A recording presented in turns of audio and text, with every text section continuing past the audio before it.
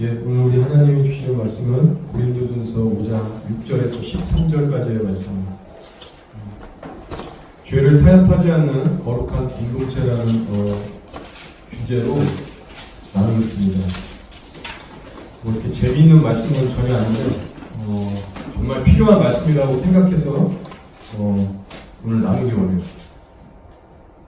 자, 제가 먼저 한 구절 읽고 우리 돌아가시면서 읽고 마지막 구절 같이 읽을게요.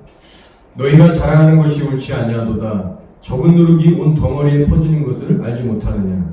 너희가 누룩 없는 자 위에 새 덩어리가 되기 위하여 묵은 꼴대를 하며 우리의 유월절 양 곧 그리스도께서 희생되셨느니라.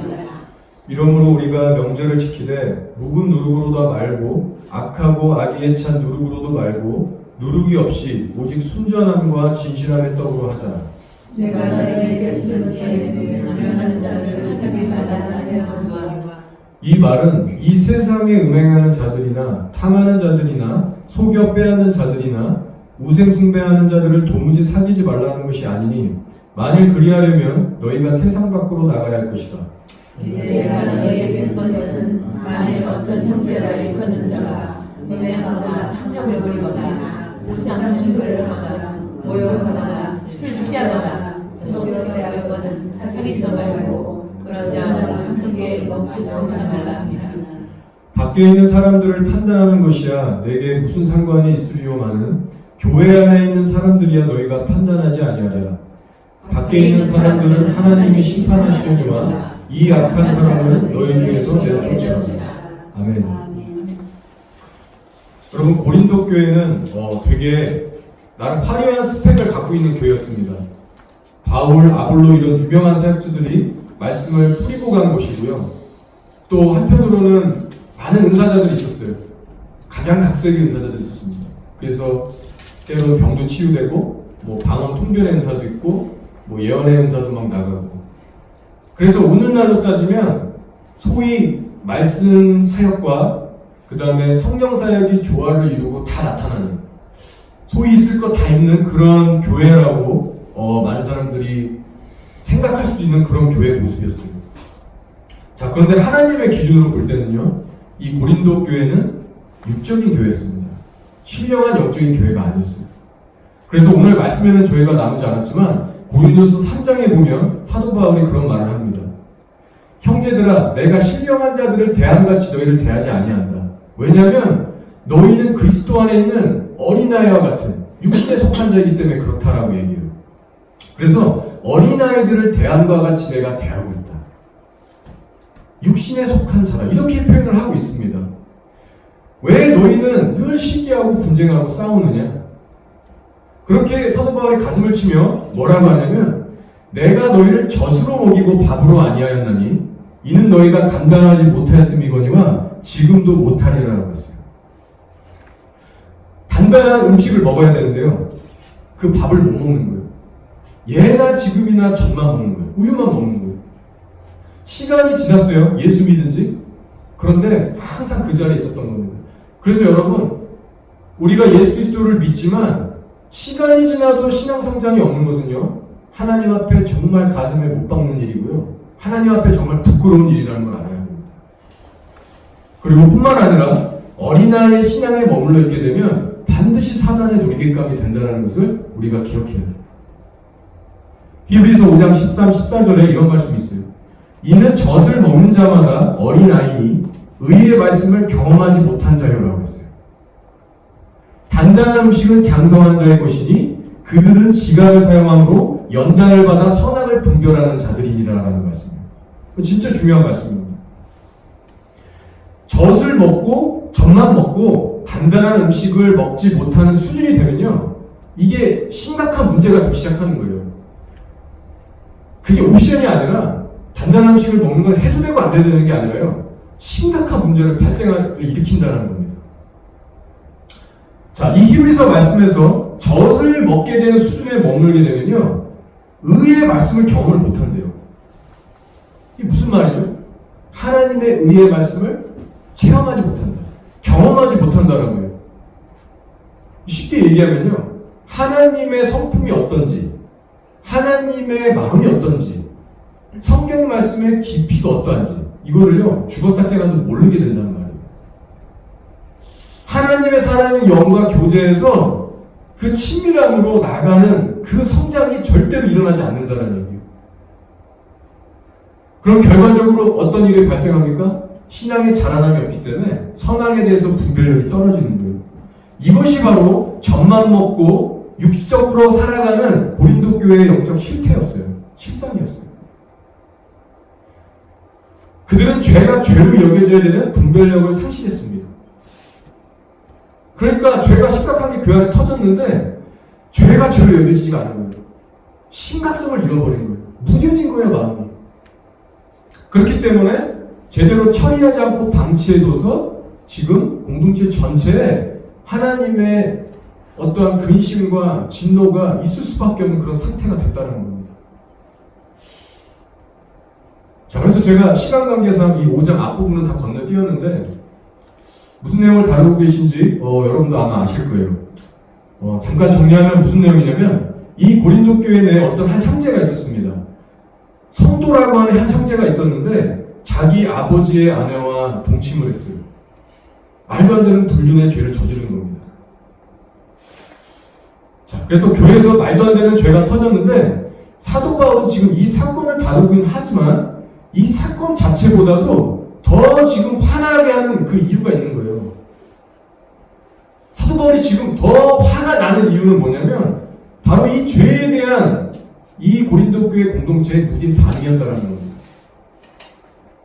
고린도전서 5장 2절에 이런 말씀이 있어요. 읽지 않았지만 앞부분에 너희가 오히려 교만하여져서 어찌하여 통한이 여기지 아니하고 그 일을 행한 자를 너희 중에서 쫓아내지 아니하였느냐.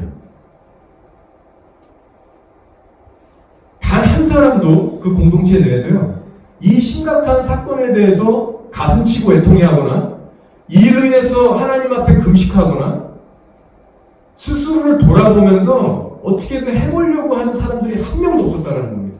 이것이 바울을 미치게 한 거예요.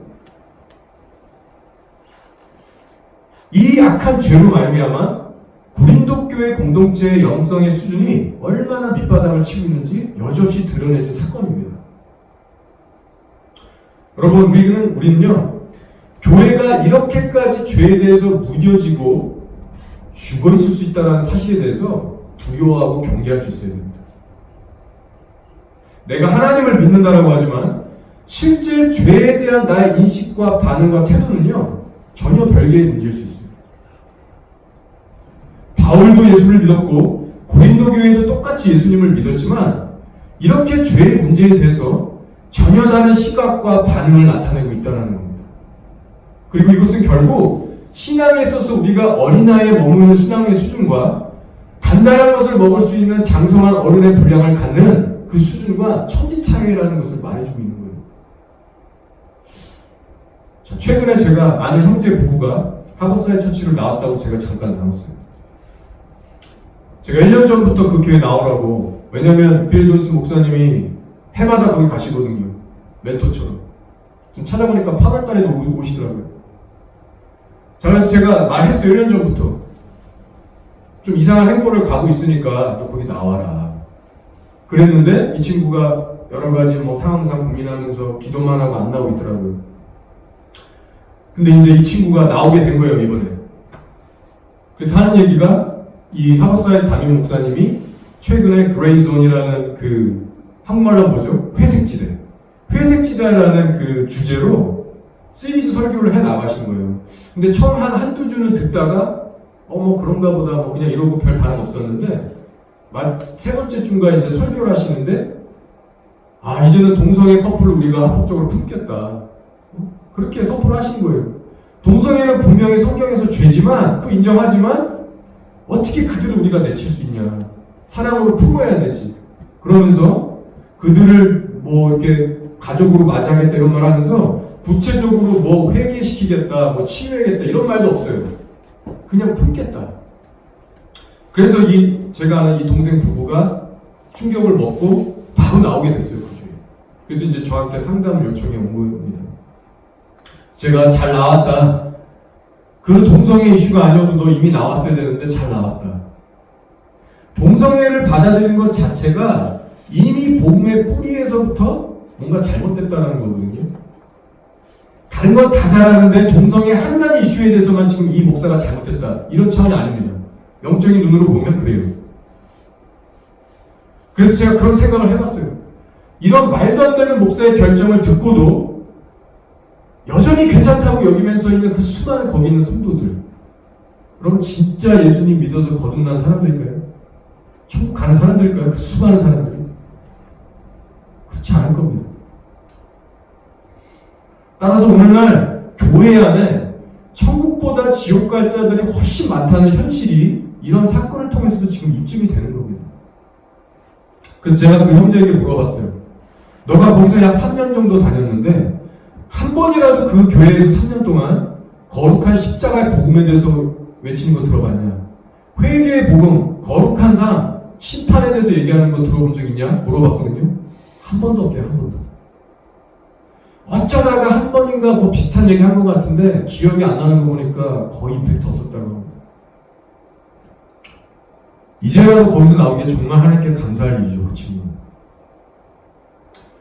여러분, 고린도 교회와 타카푸나에 있는 우리 하버사이드 처치 있잖아요. 이 두 교회 상황은 다 달라요. 그런데 이 두 교회가 공통적으로 하나님 앞에 지은 치명적인 죄가 있습니다. 아주 심플해요. 그것은 뭐냐면 올바른 예수님에 대해서만 알아가고 따라가는 일을 안 하는 거예요. 예수님만 따라가면, 성경에 나와 있는 그 올바른 예수님만 따라가고 순종해 나가면 죄가 죄로 여겨질 수밖에 없습니다. 그리고 죄를 짜려고 싸우는 삶을 살아갈 수밖에 없어요. 근데 그 일을 안 하는 거예요. 사도들이 10명이네 100명이네 뭐 왔다 가고 뭐 사역해도 소용없습니다. 예수만 따라가지 않는 교회는요, 결국 곁길로 가게 돼 있어요. 특히 말세는 더 그렇습니다. 죄를 죄로 여기지 못하는 영적 문둥병에 걸려서 자기는 잘하고 있다고 생각하지만 수많은 무리가 그 넓은 길로 가는 거예요. 에베소서 4장 13, 14절에서 사도 바울은 교회에서 가장 중요한 일이 뭔지를 지금 이렇게 얘기하고 있어요. 우리가 다 하나님의 아들 예수를 믿는 것과 아는 일에 하나가 되어 온전한 사람을 이루어 그리스도의 장성한 분량이 충만한 데까지 이르기니라고 했습니다. 이는 우리가 이제부터 어린아이가 되지 아니하여 사람의 속임수와 간사한 유혹에 빠져 온갖 교훈의 풍조에 밀려 요동하지 않게 하려 함이라라고 했어요. 예수님을 지속적으로 올바로 알아가고 섬겨가는 것 이거 외에요. 다른 부르심을 교회에게 준 적이 없습니다. 그 어떤 선한 봉사, 선한 일 이것도 예수님 위에 있지 않아요. 자, 얼마나 심각한 시대에 우리가 지금 살고 있는지 다시 한번 저는 피부로 느낀 사건이었습니다. 자, 오늘 고린도전서의 말씀으로 돌아갑니다. 자, 바울이 지금 영적으로 단단한 것을 먹을 수 있는 사도로서, 어른으로서 젖만 먹고 있는 이 고린도 교회 성도들에게 지금 어떤 권고의 말씀을 주냐면요, 사탕 발린 입에 발린 위로의 말씀 주고 있잖아요. 어떤 말씀을 주고 있냐? 너희들이 처음부터 예수를 믿을 때부터 해왔어야 됐지만 안 해왔던 거, 게을리했던 거, 항상 뒷전으로 밀어뒀던 거, 그 일을 너희가 해야 된다. 그 말씀을 주고 있는데 그게 무슨 말이에요? 바로 죄를 버리고 죄와 싸우는 일이에요. 이것이 6절 7절이죠. 그렇게 얘기하고 있습니다. 너희가 자랑하는 것이 옳지 아니하도다. 적은 누룩이 온 덩어리에 퍼지는 것을 알지 못하느냐? 너희는 누룩 없는 자인데 새 덩어리가 되기 위하여 묵은 누룩을 내버리라. 우리의 유월절이한 곧 그리스도께서 희생되셨느니라는 거였어요. 너희가 지금 스스로 교만해져서 육신을 자랑하고 있는데 지금 그럴 때가 아니다. 너희들에게 은사가 많고 뭐 교인이 많고 누구는 바울파고 아볼로파고 누구는 뭐 개밥하고 지금 그렇게 싸우고 분쟁할 때가 아니고 너희는 죄를 버려야 된다. 그것이 바로 예수님께서 우리를 위해서 십자가에 희생하신 이유다. 성경에서 누룩은 죄를 얘기해요. 근데 적은 누룩, 바로 적은 죄라고 보이는 걸지라도 너희는 그 적은 죄부터 싸워야 된다. 그렇지 않으면 죄들이 관영해서 너희 전부를 더럽히게 할 거다. 다 그렇게 전염될 거다. 그 경고를 지금 바울이 주고 있는 겁니다. 여러분, 마치 귤이 잔뜩 당겨진 귤박스를 보시면 한두 개의 귤이 썩었어요, 겨울에. 그거 여러분 빼내지 않으시면 며칠만 지나도 다 옮겨부터 썩잖아요. 지금 이 교회 공동체 내에서 그런 악한 죄들이 전염되는 건요, 그 귤박스의 원리와 비슷합니다. 바울이 지금 그거 얘기하고 있는 거예요.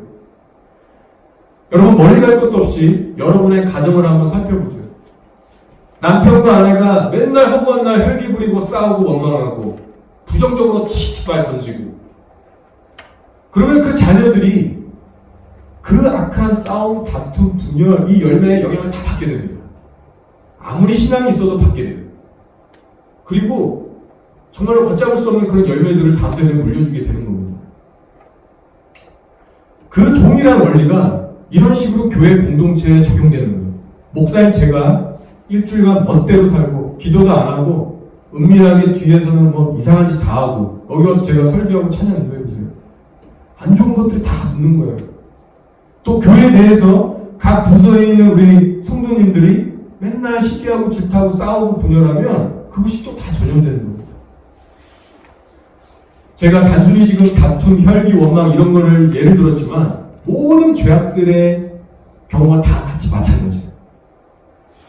그래서 우리 히브리서 12장 15절 말씀에 이런 말씀이 있어요.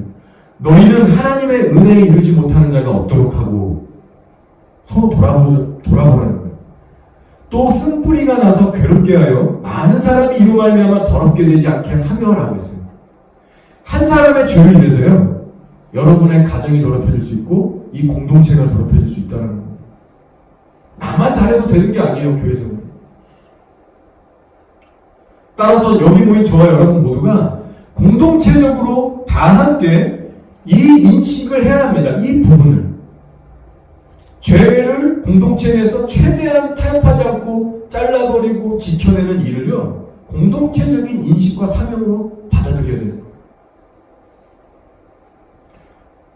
우리가 교회 밖 세상에 나가면 원래 죄가 관영한 곳이기 때문에 굳이 우리가 세상 죄들을 막 동네마다 다 막 부수고 없애고 이렇게 하지 않아도 돼요.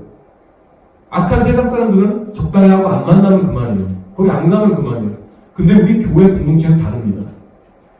교회는 하나님의 거룩한 집이라고 했어요. 여기서는 우리가 정말로 죄와 타협하지 않고 싸우고 지켜내야 되는 거룩한 싸움이 있는 곳입니다.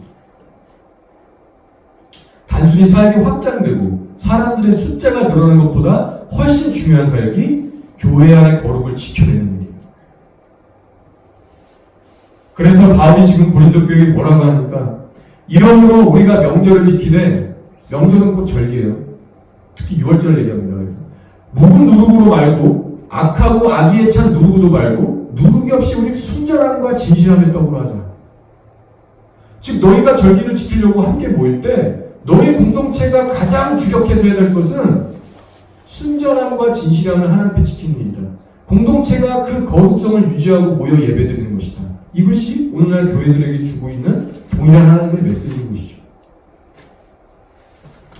자, 그래서 바울이요 9절에서 쭉 지금 얘기하는데 이 부분 되게 중요한 겁니다. 자, 제가 읽어드릴게요. 내가 너희에게 쓴 편지에 음행하는 자들을 사귀지 말라 하였거니와 이렇게 나가는데, 이 말에 의하면요, 이 고린도전서 이전에 성경에는 포함되어 있지 않지만 사도 바울이 짧게 메모장, 편지 같은 걸 써서 보냈었어요. 권고하는 말씀을. 거기서도 이미 언급된 건데 다시 지금 고린도전서에서 언급되고 있는 겁니다. 지금 그 내용이 뭐냐? 이 말은 이 세상에 음행하는 자들이나 즉 믿지 않는 자들, 세상 밖에 있는 사람들, 그 사람들하고 사귀지 말라 그 얘기가 아니라 지금 11절이죠. 내가 너희에게 쓴 것은 만일 어떤 형제라 일컫는 자가, 즉 저와 여러분처럼 예수 믿는다라는 성도들에게 주는 말이에요. 즉 예수를 믿는 어떤 성도라 형제라 일컫는 자가 교회 안에서 음행하거나 탐욕을 부리거나 우상 숭배하거나 모욕하거나 술 취하거나 성욕 빼앗거든 사귀지도 말고 그런 자와는 함께 먹지도 말라 하며, 밖에 있는 사람들을 판단하는 것이 내게 무슨 상관이 있으려마는 교회 안에 있는 사람들이야 너희가 판단하지 아니하랴? 밖에 있는 사람들을 하나님이 심판하시려니와 이 악한 사람은 너희 중에서 내쫓으라. 심판의 권위를 교회에게 주셨어요. 이 말씀 제가 나중에 뒤에 좀 더 나눌 텐데, 여러분 이 말씀이 진짜 중요한 말씀인데 오늘날 수많은 교회들이 역사 가운데 그래요. 이 말씀대로 실제로 실천하는 교회가 많이 없습니다. 지금성이. 이 말씀을 여러분 보시면요. 죄에 대해서 지금 사도 바울이 얼마나 엄격한 기준으로 대하고 있는지 여러분 피부로 좀 느끼실 거예요. 아무리 예수 믿는 성도라 할지라도 형제라 일컫는 성도가 음행하거나 탐욕을 부리거나 속여서 빼앗거나 술 취하거나 우상숭배하면 뭐라고 합니까? 그런 자하고는 사귀지도 말고 교제하지 마라. 겸상하지 마라. 심지어 쫓아내라라고 얘기하고 있어요. 오늘날 예수를 믿지만 인본주의적으로 예수를 믿는 교회에서는 절대 할 수 없는 일입니다. 그리고 사도 바울이 얘기하는 거예요. 그 자기 아버지 아내와 음행한 그 형제 있지. 교회에서 반드시 쫓아내라. 그리고 나중에 회개하고 돌아왔을 때 봐줍니다. 그래서 성경에 뭐라고 표현했냐면 이런 자를 사단에게 내어주라. 그 육신을 사단에게 내어주고 혹시 회개하면 마지막에 그 징계를 통과해서 회개하면 그 영이 예수의 날을 구원받게 하려 합니다. 그렇게 얘기하고 있어요. 자, 이런 말씀 속에서요. 우리가 찔림받고 도전받아야 될 그 하나님의 깊은 말씀이 있는 거예요. 어떤 것이냐? 지금 계속 강조하지만 우리 교회들이 어떤 수준으로 죄를 바라보고 죄를 자르고 교회의 거룩을 유지해야 하는가. 이 정확한 그 부르심을 나타내고 있는 그런 말씀인 거예요.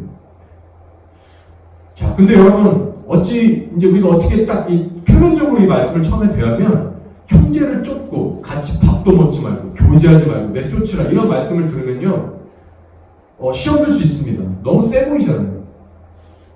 저도 처음에 이 말씀을 수년 전에 묵상하면서 어려웠어요.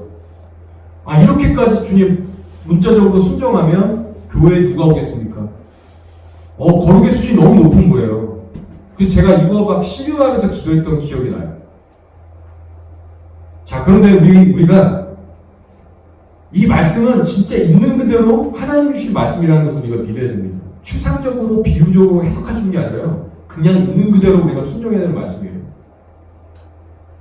그리고 이 말씀을 전하는 사도 바울이라는 사람은요. 저와 여러분보다 하나님과 훨씬 말도 안 되게 더 가까웠던 사람이에요. 하늘의 비밀을 알았고요. 산층천에 갔다 와서 하나님을 직접 본 사람이에요. 우리 성경에 기록할 수 없는 수많은 기적과 간정이 있는 하나님의 사람이에요. 근데 이런 사람이 한 영혼을 위해서 자기의 목숨이 끊어져도 된다고 할 정도로 교회를 지금 사랑하고 있는 사람이거든요. 근데 이 거룩한 사도가 그 형제를 쫓으라. 성도라는 이름으로 온갖 죄를 저지른 사람하고는 겸상도 하지 말아라. 라고 얘기하고 있다는 겁니다. 자, 제가 시간이 지나면서 하나님이 얼마나 거룩하시고 공의로운 주님이신지 진리의 사랑이 어떠한 차원의 사랑인지를 깨달아가면서 이 말씀이 조금씩 더 열리기 시작했어요. 여러분 분명한 것은요. 오늘날의 교회들이 만약에 이 사도 바울의 이 고린도서의 말씀을 그대로 적용하잖아요. 그러면 어떤 일이 벌어질까요? 먼저는 교회에서 쫓겨날 사람들을 무시하게 만들 겁니다. 오늘날 교회 안에 세상 사람들보다 훨씬 더 탐욕적이고 정욕적인 사람이 많아요. 제가 실제로 듣기로 장로, 권사, 집사 타이틀 가지고서도 만나면 휘자에서 술 먹고 음란물 돌려보고 온갖 퇴폐업소에 당하는 사람들 많습니다. 그리고 그런 짓을 해도 양심에 전혀 거리낌이 없어요. 목사가 뭐라 권고하면 목사를 대적하고 무시해요. 그래서 그런 사람들의 직분을 교회가 파기하면 그리고 이방인처럼 여겨버리면 욕하고 떠납니다. 온갖 별일을 다 당해요, 교회가. 자, 그러나 반대로 예수를 믿는다라고 하는 이런 성도들이 정말 온갖 악행을 다하는 거예요. 사역자들부터 해서 장로, 집사, 평신도들이 온갖 죄악의 죄악을 다 저지르고 다닌다고 생각해보세요. 자, 그런데 분명히 그런 악한 성도라고 하는 분들을 그냥 교회에 방치해두고 계속 그냥 같이 간다라고 한번 생각해보세요. 어떤 일이 발생할까요? 그 악한 행실로 말미암아 더러운 영들이 교회에 침범해서 온 공동체가 시간이 가면요 점점점 물들게 되고요. 영적으로 같이 죽어가게 되고요. 하나님 이제 소멸하게 됩니다. 엄청난 악한 영향을 줄 수밖에 없어요. 실제 오늘날의 현실에서 우리가 그런 케이스를 봅니다. 대형 교회들 안에서 또 중소형 교회들 안에서. 박병호 목사님 얘기를 잠깐 간증을 좀 하려고 하는데, 박병호 목사님께서 2015년도 14년도 요때쯤이에요. 미국의 시카고에서 어떤 날 이제 집회를 가지게 되셨습니다. 어느 전통이 있고 역사가 있는 그런 훌륭한 교회였다라고 해요. 사람들의 소문에 의하면. 그래서 그 시카고에 가서 이제 집회를 하셨는데, 사람들이 너무나 막 거룩하게 찬양을 하더래요. 손 막 다 벌리고 막 너무나 그 열정적으로. 그 사람이 와, 이런 교회도 있군요 이러면서 목사님이 찬양 예배 가운데 기도를 한 거예요. 근데 주님, 이 교회는 어떤 교회죠? 왜냐면 이 박병호 목사님 스타일이 어느 집회나 교회를 갈 때 전혀 그 사전에 통보를 안 받으세요. 그 목사님으로부터 이 교회는 어떻고 역사가 어떻고 뭐 성도들의 수준은 어떻고 이런 게 필요하니까 이런 주제를 해주십시오, 이렇게 절대 안 물어본대요. 왜냐면 방해될까봐, 성령님들. 그래서 가는 곳마다 이 교회는 어떤 교회냐고 물어보시는데, 주님, 이 교회는 어떤 교회입니까? 딱 하는데 갑자기 불이 딱 꺼지고 깜깜해지더래요. 근데 이 부분을 좀 구체적으로 설명 안 하셔서 이게 육적으로 일어나는 건지 영적으로 일어나는 건지 잘 모르겠어요. 근데 어쨌든 그분 표현에 의하면 그랬어요. 갑자기 딱 깜깜해지더니 성령님의 음성이 들려오래요. 바로 이런 교회다. 겉은 화려하지만 실상은 죽어있는 까만 교회입니다. 그래서 박 목사님이 너무 놀라면서 너무 궁금한 거예요. 왜 이럴까? 그래서 혼자 진지해지셔가지고 이제 말씀을 이제 이끌고 나가고 이제 집회를 마쳤어요. 그랬더니 이제 그 담임 목사님이 오셔서 장로부터 여기 중직자를 다 불러와가지고 앞줄에 이제 작게 오게 한 다음에, 목사님 좀 제발 이 직분자를 한 명 한 명씩 안수 기도 좀 해달라고 그렇게 이제 부탁을 한 거예요. 그래가지고 이제 박 목사님이 가셔서 한 명 한 명 다 해주시는데 안수를 해주시잖아요. 근데 이제 이분은 참 귀한 주님의 사람이라서 신령한 예언 행사도 있고 막 그런 게 있거든요. 손을 딱 댔는데 바로 그런 말을 주신 거예요. 약하고 더러운 거사. 그래서 박 목사님이 놀라서 손을 탁 떼고 옆에 있는 사람 딱 안수한 거예요. 그러니까 또 어떤 말이 나오냐, 너는 곧 죽어서 내게 올 거야. 두렵지 않니? 또 활짝 놀라서 다른 사람이 또 손을 얹는 거예요. 이런 식으로 너무나도 하나님의 저주들이 임한 거예요. 그래서 이걸 진짜 헐레벌 떡 끝내고 그 담임 목사님 불러갖고 얘기를 했대요. 왜 이렇게 이 교회는 다 저주받은 사람밖에 없냐고. 그랬더니 이 담임 목사님이 닭똥 같은 인물을 줄을 흘리면서, 목사님 실은 제가 이 집회를 마지막으로 하고 목회 생활 접으려고 했습니다. 사연이 있었던 거예요. 그래서 이 박 목사님이 그러지 마라, 빨리 나 한국 우리 인천으로 와라, 우리 집에 와서 좀 사모님이랑 같이 좀 쉬라. 그래가지고 실제로 이분을 자기 집에 들여가지고 상담해주고 복음학교 보내서 복음 다시 배우게 하고 막 이런 식으로 충전시킨 다음에 다시 돌려보냈어요. 그 다음에 이제 시간이 좀 지나가지고 아니죠, 그 전에 할 얘기 이제 들어본 거예요. 사연을 들어본 거예요. 이 목사님 울면서 얘기하는 거예요. 그 교회 장로라고 하는 자가 자기 대변을 모아가지고 강대상에다가 뿌리고 교회 문에다 쳐가는 거예요. 그러니까 그 교회에 있는 직분자들하고 하는 성도들이 얼마나 이 악한 목사님을 대적하고 힘들게 했는지 정말 완악한 자들이었던 거예요. 그래서 이 목사님이 더 이상 견디지 못해서 이제 마지막으로 집회 한번 하고 그냥 축복하고 자기 떠나겠다, 영원히 접겠다, 그냥 그렇게 마음먹었던 거예요. 그리고 시간이 얼마 좀 흘렀어요. 그리고 목사님이 다시 미국에 가서 어떤 집회를 하시는데 이 목사님이 그 현장에 온 거예요. 그래서 물어봤대요. 그랬더니 이 목사님 말로는 진짜 목사님이 기도하신 것처럼 이 사람 죽고 저 사람 죽고, 이 사람은 자신이 쫄딱망에서 이렇게 됐고, 저 사람은 재산 다 말라먹고, 완전히 쑥대밭이 된 겁니다. 그 교인들 가운데. 하나님의 저주가 임한 거예요. 제가 이 간증을 왜 했냐면요, 오늘 말씀하고 연결이 되는 부분이 있어서 나는 거예요. 오늘날 우리가 일일이 교회의 사정을 영적으로 분별 못하고 속속들이 우리가 알지 못해서 그렇지, 지구 곳곳에서요 교회가 박살나는 게 한두 개가 아닙니다. 죄로 인해서 박살난다는 거예요. 실제로 죄가 공동체에 관영해서 그것이 절제가 안 되잖아요. 그러면요 딱 두 가지 현상이 일어나요. 여러분들도 지금 기존에 있던 교회에서 마음에 안 들어서 나온 것처럼 내가 나가거나 아니면 그 교회가 진리의 권위로 진짜 서 있잖아요. 그러면 그 아이들을 쫓아냅니다. 이 둘 중에 하나예요. 이 역사의 반복이에요. 교회 역사는. 그러나 오늘 현실은 교회가 제대로 진리 위에 서서 영적 권위가 없기 때문에 리더십들이 많이 무너졌기 때문에 이것을 분별해서 징계하고 치리하고 쫓아내는 일을 못하는 거예요. 그러니까 그 반대 현상이 일어나는 겁니다. 악이 교회를 점령하는 거예요. 여러분도 한번 과거를 생각해 보세요. 목사가 탐심에 충만해서 사람을 돈으로 보고 자신의 야망을 해서 그렇게 사역해 나갈 때 여러분들 싫잖아요. 거기 견디지 못하고 나오시잖아요. 마찬가지예요.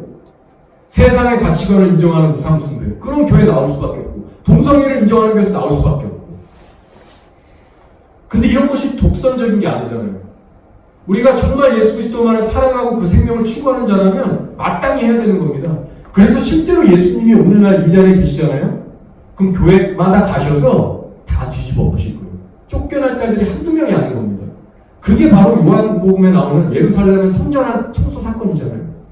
장사치를 다 쫓아보내고. 오늘날 예수님과 사도들이 이 땅에 있으면 신학교 교단장들 교회 방문하면서 다 쫓겨날 겁니다. 그래서 여러분 이런 말씀을 묵상하실 때 예수 믿는데 그래도 어떻게 해? 다 품어야지. 무조건 품어야지. 이 생각을 일단 내려놓으셔야 돼요. 신중하게 해야 될 일이지만 분명한 거는 우리 교회 내에서 먼저 죄를 잘라버리고 지켜내는 일이 예수님이 직접 명하신 말씀이라는 겁니다. 그래서 엄밀히 성경을 살펴보면요. 교회란 어떤 곳이냐. 엄밀히 얘기하면 성령으로 거듭나서 실제로 하나님의 거룩한 백성들만 모여있는 곳이 교회예요. 그러나 우리끼리만 예배하라고 하셨냐? 그건 아니에요. 불신자들 전도해야 합니다. 같이 섬겨줘야 돼요. 품어줘야 돼요. 하지만 진짜 교회의 의미는 그거라는 거죠. 자, 여러분 오늘 이 고린도전서의 말씀과 똑같은 말씀을 단어들은 좀 바꿨지만 동일한 말씀을 예수님께서 직접 하셨어요. 그 말씀을 제가 읽어드리겠습니다. 이 마태복음 18장 15, 17절이에요. 내 형제가 죄를 범하거든. 여기서 말하는 형제는 성도입니다. 내 형제가 죄를 범하거든 가서 너와 그 사람만 상대하여 권고하라. 만일 들으면 내가 내 형제를 얻은 것이오. 자, 사도 바울이 얘기했죠. 형제라 일컫는 자가 음행하고 탐욕 부리면 그렇게 이제 처리하라고 했죠. 요즘 똑같은 말 하는 거예요. 자, 근데 그 형제가 네 말을 듣지 않으면 한두 사람을 더 데리고 와서 두세 증인의 입으로 말마다 확증하게 하라. 근데 만약 그들의 말도 듣지 않거든 교회의 말하고 교회의 말도 듣지 않거든 이방인과 세리같이 여기라라고 했어요. 형제는 성도입니다. 근데 어떤 성도가 예를 들어 지금 예수님이 하신 말씀이 이런 거예요. 예수 믿는 예를 들어 아내가 바람을 폈어요. 제 마음에 이제 상처를 주고 하나님 앞에 저 앞에 이제 죄를 범한 거예요. 근데 이걸 인정을 안 하는 거예요. 하나님의 말씀을 들이대고 너 회개해야 된다라고 하는데 인정을 안 하는 거예요. 이런 사람도 있거든요. 교회 다니면서. 그래가지고 도저히 이게 안 돼서 교회에 어떤 신실한 성도들 두세 명을 데리고 상담을 받으면서 선자대면을 한 거예요. 근데도 인정을 안 하는 거예요. 그러면 목사한테 가고 교회 권위 공동체 앞에서 이것을 또 하는 거예요. 근데 거기서 인정을 안 하는 거예요. 그럼 이런 사람들을 예수님이 어떻게 처리하라고 했냐? 겸상도 하지 말아라. 이방인처럼 여겨라라고 하셨어요. 저 사도 바울과 똑같은 말씀을 지금 주고 있는 겁니다. 자, 구원받지 못한 가짜처럼 여기라는 거예요. 그래서 교회 안에서 우리가 누군가에게 직분을 주고 또 어떤 신령한 성도의 교제를 한다는 차원은요, 정말로 우리에게 영적 분별력을 필요로 하는 일이고요. 하나님 앞에 두렵고 떨리는 일이에요. 자, 그러면 이런 식으로 성도들이 발생한다고 생각해봐요. 교회 전체에서 압력을 가하고 회개하라고 막 뭘 하고 그러면 딱 두 가지 반응이 나옵니다. 자기가 그거 못 이겨서 떠나든가 욕하고 아니면 정말로 성령 안에서 회개해서 정말로 내가 이러면 안 되겠구나 뉘우치고 회개하는 경우가 있어요. 사도 바울과 예수님이 지금 매몰차게 막 사랑 없이 이러시는 게 아니라 그 이유는 이겁니다. 여러분도 아실 거예요. 지금 3자 대면을 하고 교회 권위 앞에서도 인정을 안 한다는 수준은요, 그 마음에 지금 하나님을 두려워하는 마음이 눈꽃만큼도 없는 거예요.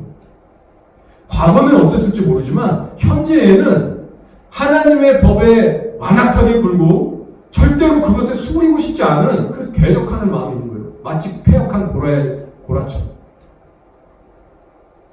그러면 당연히 너희는 그들을 이방인처럼 여길 수밖에 없을 것이고, 때에 따라서는 공동체가 더럽혀지지 않기 위해서 쫓아낼 수도 있어야 한다라고 말씀하시는 거예요. 그러니 여러분, 사람을 두려워하면 안 됩니다. 하나님만 두려워할 수 있습니다. 구약시대에는요, 이런 식으로 만약에 반항하고 대적하는 자들이 있잖아요. 바로 하나님께서 심판하고 죽이셨습니다. 그 고라가 그 얘기요, 성경 한번 쭉 보세요. 이스라엘 내에서 하나님의 사람의 리더십에 대적하거나 하나님이 계속 기회를 주는데도 완악하게 거부한 사람들은요, 하나님이 직접 치고 죽이셨어요. 자, 그러면 오늘 신약시대는 어떨까요? 예수님 오셔서 용서해 주셨다고 모든 게 다 갑자기 변했을까요? 그렇지 않아요. 똑같은 하나님의 심판과 징계가 임합니다. 그러나 각 사람을 향한 심판의 방법과 때가 다를 뿐이에요. 어떤 사람은 그 즉시 죽을 수도 있고요. 어떤 사람은 10년, 20년이 될 수도 있어요. 시기만 다르지 하나님 앞에 다 심판받습니다. 그래서 바울이요, 고린도서 10장에 넘어가면 이런 경고를 교회들에게 주고 있어요. 말씀을 만난 교회들아, 너희 정신 차려라. 이스라엘 백성들이 광야에서 원망하고 불평하고 우상 숭배하고 탐심 부리다가 다 죽었다. 너희는 이 일을 거울로 삼아서 제발 그렇게 하지 말아라. 그래서 예수님께서 너 혼자서 이 일이 해결이 안 되면 두세 증인의 입을 빌려가서 하고, 그것도 안 되면 교회 권유로 해라라고 이 말씀을 주시고 나서 마태복음 18장 그 다음에 바로 무슨 말씀을 주셨냐면, 여러분이 아시는 말씀이에요. 이걸 주셨어요. 진실로 너희에게 이르노니 무엇이든지 너희가 땅에서 매면 하늘에서도 매일 것이요 무엇이든지 땅에서 풀면 하늘에서도 풀리리라. 진실로 다시 너희에게 이르노니 너희 중에 두 사람이 땅에서 합심하여 무엇인지 구하면 하늘에 계신 내 아버지께서 그들을 위하여 이루게 하시리라. 두세 사람이 내 이름으로 모인 곳에는 나도 그들 중에 있느니라 라고 했어요. 여러분, 이거 진짜 많이 들어보신 말씀이잖아요. 땅에서 뭔가 묻고 풀며 하늘에서도 묻고 푸는 일이 일어난다는 건요, 우리가 하나님의 권위와 권세를 행사할 수 있다는 거예요. 근데 전제 조건이 있어요. 하나님의 뜻대로 행해야 돼요. 그러면 하나님이 그거를 들어주신다는 거예요. 자, 보통 우리가 이 말씀을 영적 전투에 많이 적용합니다. 뭐 중보기도 사역, 뭐 대적기도 이런 거. 물론 맞지만 지금 이 본문에서 이 말씀을 예수님께서 다루실 때는요, 사실상 본질적으로는 죄에 대해서 지금 다루고 계세요. 그래서 사실 이 말씀 후에 뭐가 나오냐면 베드로가 물어봐요. 주님, 형제가 내게 죄를 졌지만 나한테 와서 그 용서를 구하면 내가 몇 번이나 용서해 줘야 됩니까? 그때 예수님이 7번씩 70번도 하라고 하시잖아요. 그래서 이 18장 전체가요, 다 죄에 대해서 어떻게 너희들이 대해야 되는지 그 자세를 가르쳐주고 있어요. 죄에 대한 겁니다. 자, 그래서 무슨 말이냐? 너희 두세 사람이 모여서 가장 합심해서 해야 될 일이 뭐냐? 교회 공동체가 모여서 합심해서 해야 될 일이 뭐냐면 바로 죄가 공동체를 더럽히지 못하도록 묶는 일이다. 하나님의 권세를 가지고 교회를 다스리며 거룩을 지켜내는 일이다. 이 일을 너희가 해야 된다. 그렇게 말씀하시는 겁니다. 이 일을 합심해서 해라. 그러나 여러분, 교회가, 우리 목사, 저 같은 목사, 그리고 공동체가 당종의 삶을 살아간다면 하나님의 진리가, 그 권위가 바닥을 치겠죠. 묶고 풀 수가 없는 거예요. 그러니까 아까 말씀드린 대로 목사가 쫓겨나는가, 아니면 악인들이 와서 침범해서 교회를 다 그냥 탈환하고, 깨어있는 분들은 가슴 치며 떠나는 거예요. 자, 말씀을 정리할게요. 우리 믿는 자들이 가장 경계해서 해야 될 것은요, 죄를 죄로 여기지 않고 대수롭게 생각하는 강팍하고 혼미한 심령입니다. 그것이 영적으로 죽어있는 어린아이와 같은 신앙이에요. 그리고 그런 영적 상태 분위기에 젖어서 공동체 전체가 그 방향으로 흘러가는 것을 우리가 경계해야 됩니다. 이것을 우리가 돌파하지 않으면 신앙의 성장을 기대할 수 없고요. 우리가 그렇게 외치는 부흥도 기대할 수 없어요. 설사 하나님께서 말도 안 되게 부흥을 주셨다 할지라도 부흥의 불씨를 우리가 다 꺼트리게 됩니다. 따라서 여러분, 우리가 주력해야 될 사역은 먼저 여러분의 가정 안에서 그리고 이 공동체 속에서 작은 죄부터 허용하지 않고 싸우는 거예요. 그러니 이걸 만약에 정말 이걸 합심해서 우리가 하고자 하면 어느 수준으로 우리가 예수님을 믿어야겠나요? 날마다 우리가 하나님 앞에 드리는 기도, 말씀 묵상의 시간, 정말 하나님 앞에 살아가고자 하는 그 각오와 의지, 이런 것들이 서로서로 모아지지 않으면 이게 힘든 거예요. 구체적으로 그럼 우리가 뭐부터 해야 될까요? 우리 일상으로 돌아가서 예배가 끝난 후에 나의 언어 생활, 나의 중심과 동기, 나의 언행, 그 모든 것들 가운데 정말 성령님이 싫어하는 것들을 곰곰이 생각하면서 그것을 안 하는 거예요.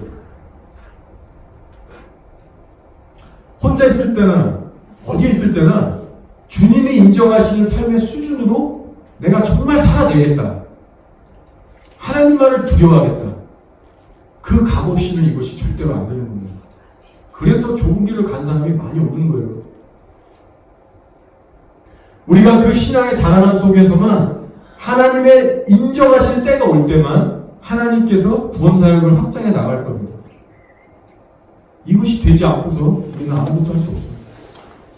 그래서 우리가 앞으로 한 주간 살아가실 때 저부터도 그렇고 정말 오늘 이 고린도서를 통해서 주신 말씀을 붙잡고 정말 이 깨어져가는 이 교회 시대를 바라보면서 우리는 정말 어떻게 신앙생활하고 어떤 교회를 우리가 지켜야 될 것인가, 이것에 대해서 우리가 더 깊어지는 시간 되기를 축원합니다. 이 시간 다 같이 한번 기도.